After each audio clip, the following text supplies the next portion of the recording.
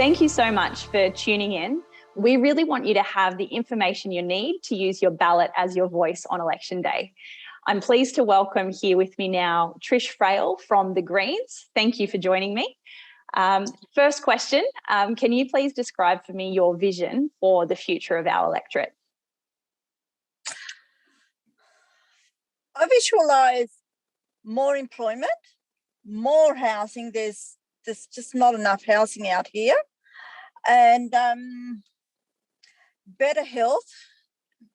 As we all know, health is a big issue regardless. Like, health was in a crisis before COVID. So, like, they've had to address the crisis of COVID. Now they still have to address the previous crisis of health. So we really need to have a look at that. The social justice, because there's a lot of First Nations people out here, our issues really do need to be addressed. And I know the Greens are very supportive of First Nations people. Plus, like, myself being a First Nations woman, I'm a Nambar woman from Bawarrina, and so I'm very, very dedicated to my culture. Women, I'm so concerned about the unequal pay of women, and so we really need to have that addressed.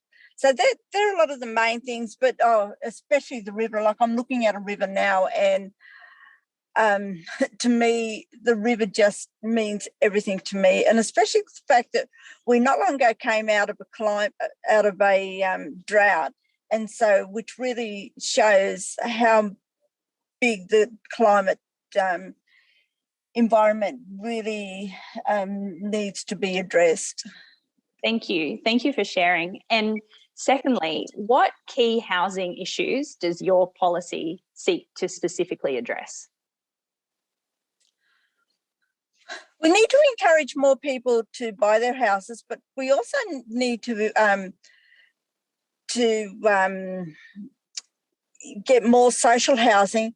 And the fact that people are still being able to claim, tax benefits on their fourth and fifth house, and yet people who are only buying their first house, they're not getting any tax benefits from that.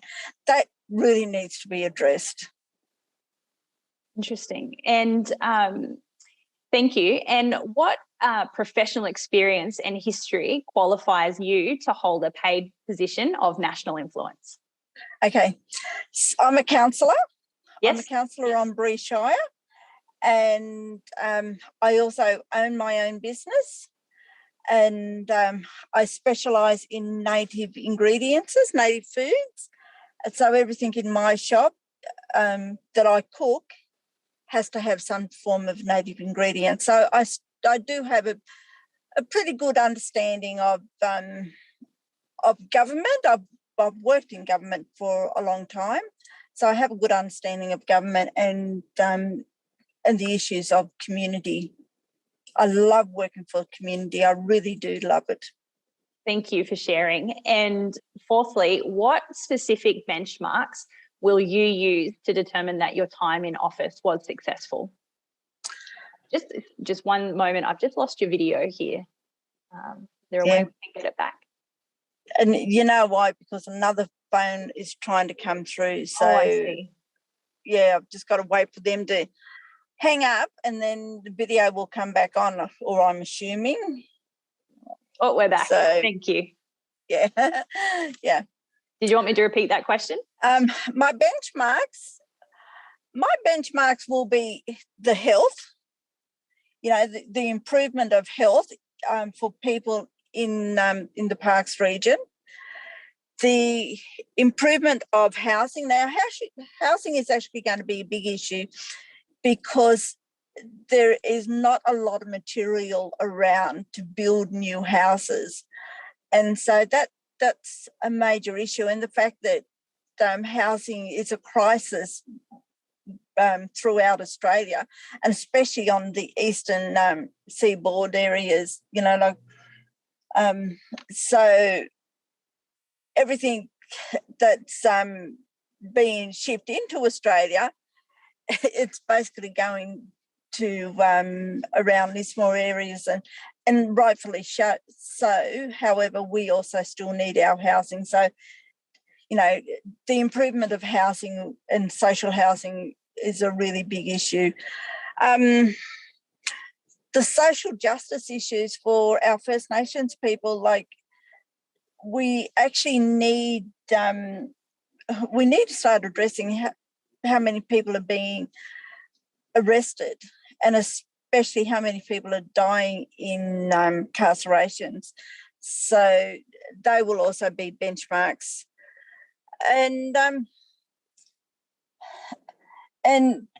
like our rivers, the fact that we'll be pushing for stronger legislations for people who are stealing water out of our rivers, and when they get fined, they actually get fined that's going to cost them a fair bit of money, and not just a couple of dollars in the bank. So they're going to be some of my benchmarks that I'll be really looking forward to. Yeah, thank you for walking me through that. And finally, our electorate deserves to know how you will show moral leadership. Can you describe how you'll approach a conscience vote, balancing the electorate's voice, your personal values, and your party's values? Well, basically, I am who I am. There's nothing in my background that shows that I've been, I'm